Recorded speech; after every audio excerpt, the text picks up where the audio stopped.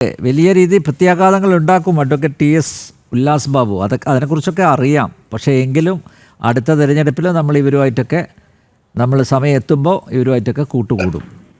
ഞങ്ങൾ പെട്ടെന്ന് വിട്ടു പോവില്ല.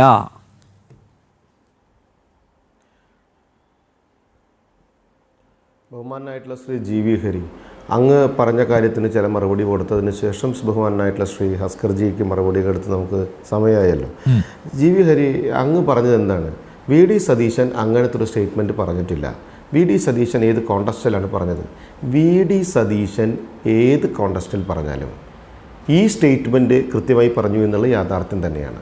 പക്ഷേ അദ്ദേഹം ഒരു കാര്യം മനസ്സിലാക്കേണ്ടത്, ജമാഅത്തെ ഇസ്ലാമി എന്ന് പറയപ്പെടുന്ന ആ സംഘടന അദ്ദേഹം ഇനി എങ്ങനെയൊക്കെ പറഞ്ഞാലും ഈ തെരഞ്ഞെടുപ്പിൽ നിങ്ങളോട് ചേർന്നിട്ടുണ്ട്, ഒരുമിച്ചാണ് പോകുന്നത് എന്ന് കൃത്യമായിട്ട് അദ്ദേഹം സമ്മതിച്ചിട്ടുള്ളതല്ലേ. എല്ലാ രാഷ്ട്രീയപരമായിട്ടുള്ള തീരുമാനങ്ങളിലും നിങ്ങൾ ഇന്നും അടക്കം അത് ജനങ്ങളോട് വിളിച്ചു പറഞ്ഞല്ലേ, ജമാഅത്ത് ഞങ്ങളുടെ കൂടെയാണ് എന്ന് പറഞ്ഞാൽ ആരാണ് സാർ ഈ ജമാഅത്ത് ഇസ്ലാമി എന്ന് പറയപ്പെടുന്നത്? അജ്മൽ കസബിനും അതുപോലെ തന്നെ അഫ്സൽ ഗുരുവിനും വേണ്ടി പ്രാർത്ഥിച്ചവരല്ലേ ഈ ജമാഅത്ത് ഇസ്ലാമി? അവർ ഇന്ത്യ മഹാരാജ്യത്തിന് നന്മ നേർന്നവരായിരുന്നല്ലോ അല്ലേ. ഹമാസ് തീവ്രവാദികൾക്ക് വേണ്ടി പിന്തുണ കൊടുത്തവരല്ലേ സാർ? അവർ ഇന്ത്യ മഹാരാജ്യത്തിന് നന്മ നേർന്നവരായിരുന്നു അല്ലേ. ഇവരൊക്കെ ഈ പ്രവൃത്തിയൊക്കെ ചെയ്ത സമയത്ത് അങ്ങേക്ക് നെഞ്ചിൽ തൊട്ട് പറയാൻ സാധിക്കുമോ ജമാഅത്തെ ഇസ്ലാമിയുടെ സ്വഭാവവും അവരുടെ സങ്കല്പങ്ങളും അവരുടെ കാഴ്ചപ്പാടുകളും ഇന്ത്യ മഹാരാജ്യത്തിന് അനുകൂലമാണ് എന്ന് നിങ്ങൾക്ക് പറയാൻ പറ്റുമോ? ഭരണഘടന നെഞ്ചോട് പിടിച്ച് നടക്കുന്ന നിങ്ങളുടെ രാഹുലും പെങ്ങളും മത്സരിച്ച നാടല്ലേ ഇത്.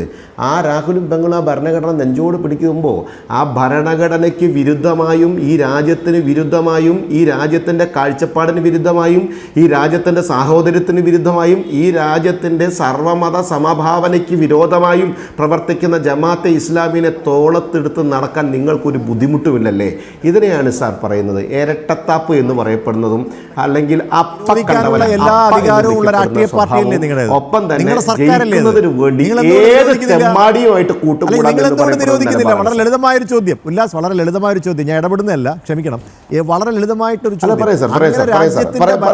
വിരുദ്ധമായി പ്രവർത്തിക്കുന്ന രാഷ്ട്രീയ പാർട്ടിയുടെ വെൽഫെയർ പാർട്ടിക്ക് നിങ്ങൾ എങ്ങനെ അംഗീകാരം കൊടുത്തു? നിങ്ങൾ എങ്ങനെ അവരെ പ്രവർത്തിക്കാൻ അനുവദിക്കുന്നു? അവരെ നിരോധിക്കരുതോ? നിങ്ങളുടെ കയ്യിലല്ലേ സർക്കാർ ഇരിക്കുന്നത്? നിങ്ങൾ എന്തുകൊണ്ട് ചെയ്യുന്നില്ല? വെറുതെ വർത്തമാനം പറഞ്ഞിട്ട് കാര്യമുണ്ടോ? ഞാനൊരു കാര്യം കൃത്യമായിട്ട് പറയാം സാറേ. പറയൂ. അതിൽ കൃത്യമായിട്ട് പറയാം. അല്ലല്ല, മറുപടി പറയാം സാർ. ഞാൻ അങ്ങ് പറഞ്ഞില്ലല്ലോ, അങ്ങ് പറഞ്ഞപ്പോൾ ഞാൻ ഇടപെട്ടില്ലല്ലോ, സാർ. ഈ ജമാഅത്തെ ഇസ്ലാമിയിലെ വ്യക്തികൾ നിങ്ങൾ പരസ്യമായി സമ്മതിച്ചത് ഇന്നാണെന്ന് മാത്രമേ ഉള്ളൂ. രഹസ്യമായി ഇവരെയൊക്കെ കൊണ്ട് നടന്ന് കൂടെ നിർത്തി വർഷങ്ങളായി നിങ്ങൾ പാലൂട്ടി കൊടുത്തിരുന്നേ. ഈ പാലൂട്ടി വളർത്തി പുറമേക്ക് നിങ്ങൾ ഭയങ്കര മനോഹാരിതമായി കൊണ്ട് നടന്നിരുന്നു. മതേതരത്വം, നിങ്ങളുടെ മതേതരത്വം എന്ന് പറയപ്പെടുന്നത് തട്ടിപ്പാണ് GV ഹരി സാർ. നിങ്ങളുടെ മതേതരത്വം എന്ന് പറയുന്നത് ഭൂലോക തട്ടിപ്പാണ്. ഒരു തരത്തിലും നിങ്ങൾക്ക് ആത്മാർത്ഥതയില്ല. നിങ്ങൾ ഈ വർഗീയവാദമല്ല, നിങ്ങൾ ഈ മുസ്ലിം ലീഗ് എന്ന് പറയപ്പെടുന്നവർ വർഗീയവാദികളല്ലേ? അവർ വർഗീയം എന്നല്ലേ പറയുന്നത്? അവർ മതേതരത്വത്തിന്റെ വക്താക്കളാണ്. അവർ കാണിക്കുന്നതും നടക്കുന്നതും ഇരിക്കുന്നതും പോകുന്നതും ചിന്തിക്കുന്നതും മതേതരത്വമാണോ? നിങ്ങൾ പറ. വർഗീയതത്തെ മാത്രം ചിന്തിക്കുകയും അംഗീകരിക്കുകയും ചെയ്യുന്ന നിലപാടെടുക്കുന്ന രാഷ്ട്രീയ സംഘടന. മതേതരത്വം നിങ്ങൾക്ക് ചാപ്പൂത്തി കൊടുത്തതല്ലേ? കേരളത്തിലെ ജനങ്ങളൊന്നും ചാപ്പൂത്തി കൊടുത്തിട്ടില്ല. പക്ഷെ അതിൽ തീവ്രത കുറഞ്ഞപ്പോൾ നിങ്ങൾ ഈ ജമാഅത്തിനെ കയ്യിൽ പിടിച്ചു.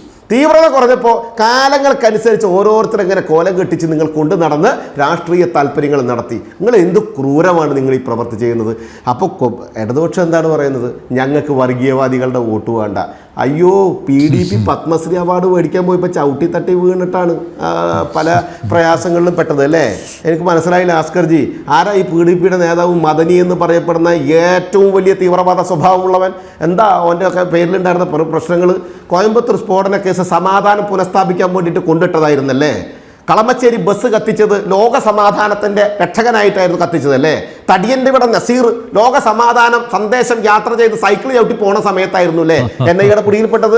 അതുകൊണ്ടായിരിക്കും നിങ്ങൾ പീഡിപ്പിക്കപ്പെട്ടു എന്ന് പറയപ്പെടുന്നത്.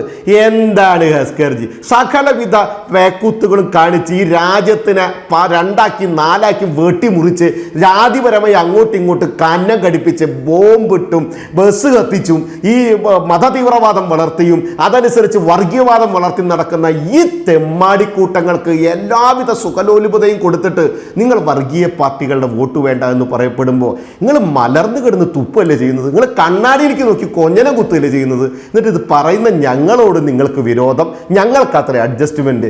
എന്ത് കഷ്ടമാണ് നോക്കൂ. ചുങ്കത്തറ പഞ്ചായത്തിനെ കുറിച്ച് പറഞ്ഞപ്പോൾ 2016 ജി വി ഹരിസാർ ഞങ്ങൾക്ക് 1072 വോട്ടേ എവിടെയുള്ളൂ. 2021 തെരഞ്ഞെടുപ്പിൽ ഞങ്ങൾക്ക് 1964 വോട്ടേ ഞങ്ങൾക്ക് അവിടെയുള്ളൂ. ഞാൻ പറഞ്ഞത് 76,834 പ്രകാശന് വോട്ട് കിട്ടിയപ്പോൾ നിങ്ങളുടെ ആര്യാടൻ ചൗക്കത്തെ പാലം വലിച്ച് തോൽപ്പിച്ച പ്രകാശന്റെ കാര്യം ഞാൻ പറയണേ. ഒരു നാണവും മാനവും ഇല്ലാതെ ഈ IUML കോൺഗ്രസ്സുകാർ ഇപ്പൊ കൊണ്ടു നടക്കുന്നില്ലേ?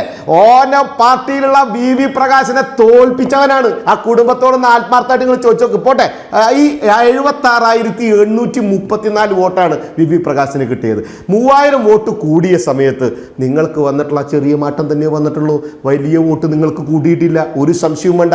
ഭരണവിരുദ്ധ വികാരത്തെ സ്വന്തം പോക്കറ്റിലേക്ക് എത്തിക്കാൻ നിങ്ങളുടെ പ്രവർത്തനം കൊണ്ട് പ്രതിപക്ഷ നേതാവായിരുന്ന സതീശന് സാധിക്കാതെ വന്നപ്പോൾ വർഗീയ മൃഗങ്ങളെ, അങ്ങനെ തന്നെ പറയട്ടെ, വർഗീയ മൃഗങ്ങളെ വേട്ടയാടി പിടിച്ച് ജനങ്ങളെ വേട്ടയാടാൻ വിട്ടുകൊടുത്ത് നിങ്ങൾ ആ വോട്ടും മേടിച്ച് ഇപ്പൊ ജയിച്ചിരിക്കുന്നു. ഒരു സംശയവും വേണ്ട. അത് താൽക്കാലികമാണ്. അത് നിങ്ങൾക്ക് വിജയിപ്പിക്കാൻ സാധിക്കില്ല. കേരളത്തിലെ ജനങ്ങൾ 2024 നിങ്ങളെ തോൽപ്പിച്ചിരിക്കും, നിങ്ങളെ ഊതിപ്പിച്ചിരിക്കും.